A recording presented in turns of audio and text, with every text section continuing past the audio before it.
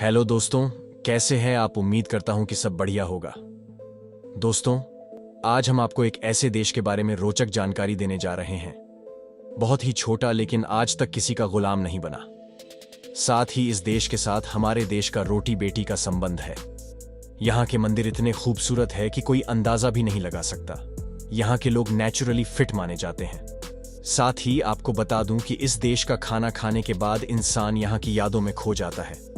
आज मैं आपको भारत के पड़ोसी मुल्क नेपाल देश के बारे में रोचक जानकारी देने जा रहा हूं, तो आपसे रिक्वेस्ट है कि इस वीडियो को अंत तक जरूर देखिएगा। लेकिन हाँ, जो फर्स्ट टाइम इस चैनल पर आए हैं उनसे स्पेशल रिक्वेस्ट है दोस्तों, क्योंकि आपको करना है चैनल को subscribe. Okay, let's start video. दोस्तों, सबसे पहले तो आपको बता दूं कि नेपाल शब्द के बारे में माना जाता है कि ये दो शब्दों ने और पास से मिलकर बना है। एक समय में नेपाल की राजधानी काठमांडू में आर्षियों की तपोभूमि थी। इसी कारण इस भूखंड का नाम नेपाल पड़ गया। हालांकि इसके कोई ठोस प्रमाण मौजूद नहीं है। नेपाल में कभी कोई स्वतंत्रता दिवस नहीं मनाया जाता। इसका सीधा सा मतलब यह है कि नेपाल कभी भी किसी का गुलाम हुआ ही नहीं है। जी हां, ये भी कमाल की बात है। इतना छोटा सा देश, लेकिन आज तक किसी का गुलाम नहीं बना।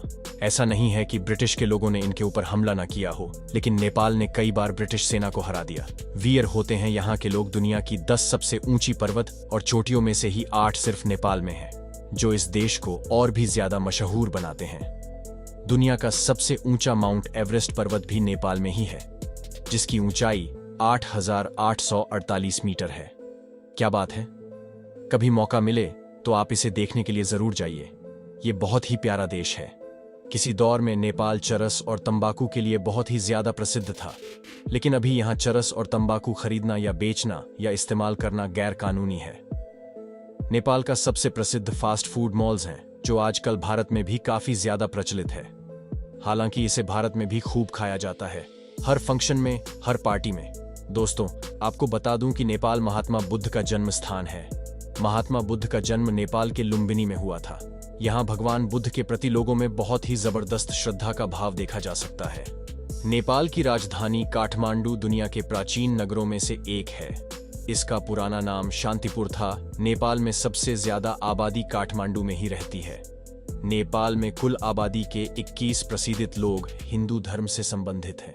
नेपाल के लोग काफी धार्मिक होने के बावजूद भी दूसरे धर्मों का काफी सम्मान करते हैं।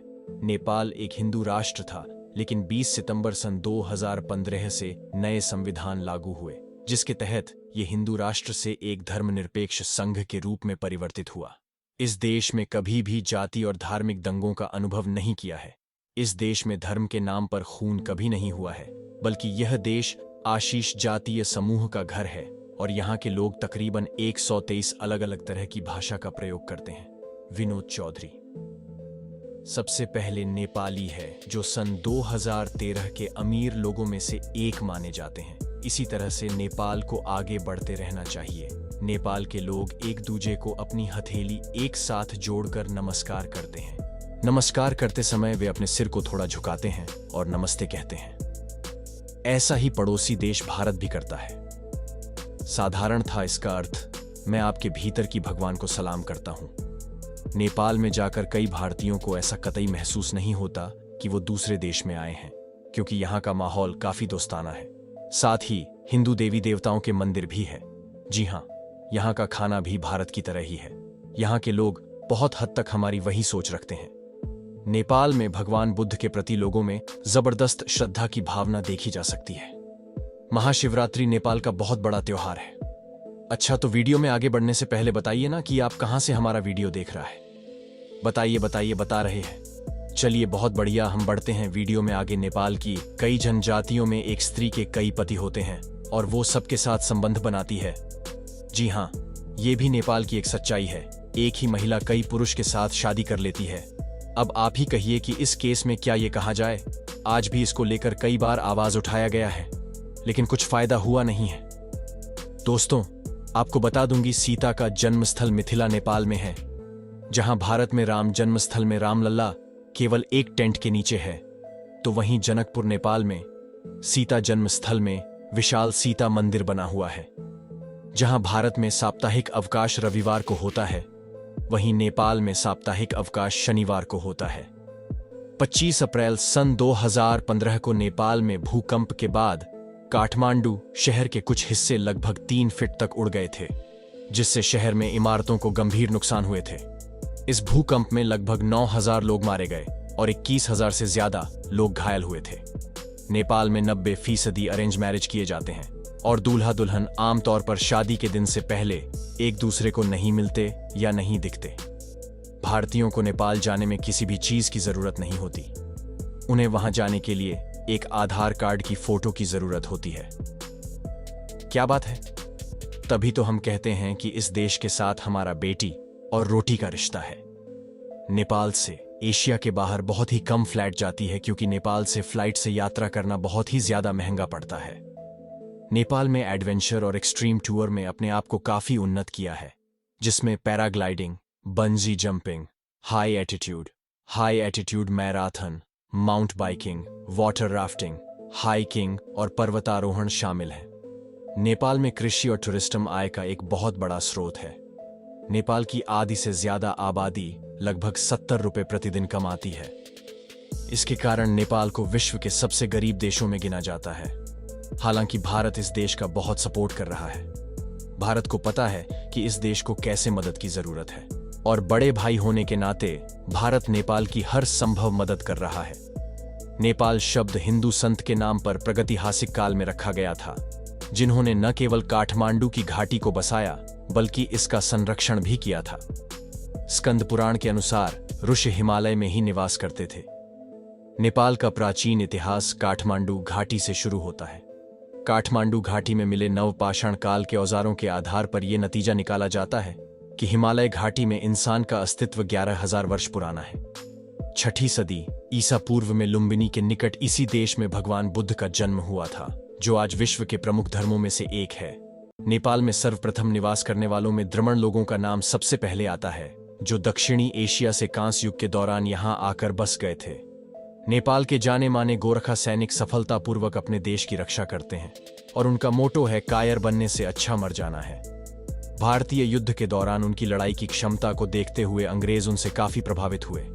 तब से ब्रिटिश आर्मी में 1815 से उनका सेना में अहम रोल माना जाता है। एशिया के लगभग 7 करोड़ वर्ष पुरानी हिमालय पर्वत 5 देशों भारत, पाकिस्तान, चीन, नेपाल एवं भूटान में फैले हुए हैं। हिमालय को हिंदू मान्यता के अनुसार शिवजी का घर माना जाता है। एशिया महाद्वीप की 5 प्रमुख नदियों में गंगा, ब्रह्मपुत्र, यांगजी, सिंधु सभी का उद्गम स्थल हिमालय ही है। इसीलिए हिमालय बर्फ में विश्व का तीसरा बड़ा स्थान है, जहां लगभग 15,000 ग्लेशियर है, जो अपने आप में 3,000 क्यूबिक मील पानी समाये हुए 500 ईस्वी पूर्व अनेकों गणराज्य अस्तित्व में आए और 250 ईस्वी पूर्व नेपाल के दक्षिणी इलाके मौर्य साम्राज्य के अधीन आए। उसके बाद गुप्त साम्राज्य ने भी कुछ समय शासन किया। 12वीं सदी में मल्ला राजा शक्ति में आई और उन्होंने 200 वर्षों तक यहां शासन किया था। 18वीं सदी के मध्य में गोरखा राजा पृथ्वीनारायण शाह ने वर्तमान नेपाल का निर्माण किया। नेपाल का इतिहास इसकी सीमाओं के बढ़ने और घटने पर है, जबकि नेपाल पर किसी भी विदेशी ने कभी शासन नहीं किया। इसलिए नेपाल में कोई स्वतंत्रता दिवस नहीं मनाया जाता है।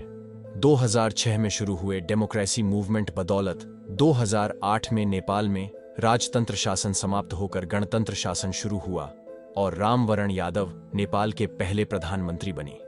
कई अन्य बेशक एवं पर्वतारोही विश्व की सबसे ऊंची चोटी पर पहुंचने के दौरान मारे गए थे, लेकिन 29 मई 1953 को ब्रिटिश पर्वतारोही सर एडमंड हिलेरी और उनका Sherpa guide changing mount Everest की चोटी पर पहुंचने वाले प्रथम व्यक्ति बने और हमेशा के लिए इतिहास के पन्नों में उनका नाम दर्ज हो गया। हिमालय पृथ्वी पर सबसे ऊंची झील 4,800 मीटर ऊंचाई पर तिलिचो झील और सबसे गहरी झील का घर है। सागरमाथा नेशनल पार्क के आसपास का इलाका इसी कारण 1976 से संरक्षित इलाके में आने लगा है। दोस्तों, ये थी नेपाल देश से जुड़े कुछ बेहद ही दिलचस्प और रोचक फैक्ट। उम्मीद करता हूं कि आपको हमारा ये एपिसोड पसंद आया होगा। अगर आपको इस वीडियो पर कोई राय देनी है तो आप में कमेंट करके अपना फीडबैक जरूर दीजिएगा। हमें आपके कमेंट का रहता है इंतजार। और हाँ, अगर आप हमारे चैनल पर नए हैं तो प्लीज चैनल को सब्सक्राइब जरूर कर दीजिएगा क्योंकि हम आपके लिए रोज इस तरह के वीडियो बनाते रहते हैं। दोस्तों, हमारा ख्याल रखिएगा। मिलेंगे एक और नया एपिसोड के साथ।